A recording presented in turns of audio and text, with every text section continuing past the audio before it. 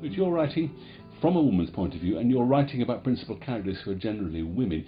The record then, and the record since often, is actually written by men. Absolutely. So that requires an even greater imaginative effort with the available evidence. It requires two things. One is that I read the record, which is written not just by men, but often by men who hate women. It's an incredibly misogynistic record. It's very hard. There's one biography which I've used extensively, which is by Professor David Baldwin, on Elizabeth Woodville, and he actually likes Elizabeth, and he's generous to her. He's a modern man, you know, he's working today, and he is, you know, he in a sense cuts her a bit of slack, you know, so when she does step into her positions of power, he doesn't see that as a bad thing to do. He sees that as an understandable thing to do.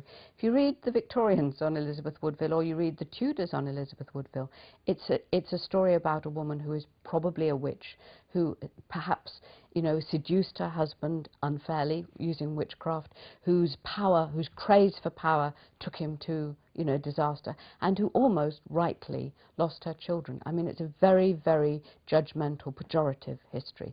So I have to read, these are my sources, I have to read them, but I read them with like a pinch of salt, and sometimes a fistful of salt, sometimes, you know, a woman's dozen, you know, a jar of salt, and say, okay, these are the facts. We're pretty sure that she put her family into places of power.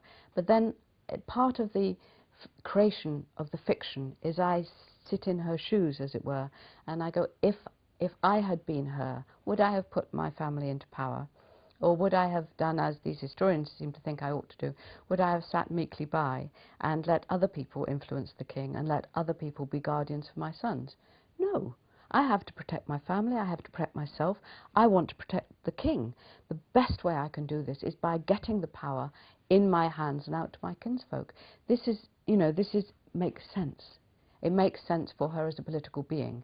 It doesn't make sense for her as a meek and mild woman.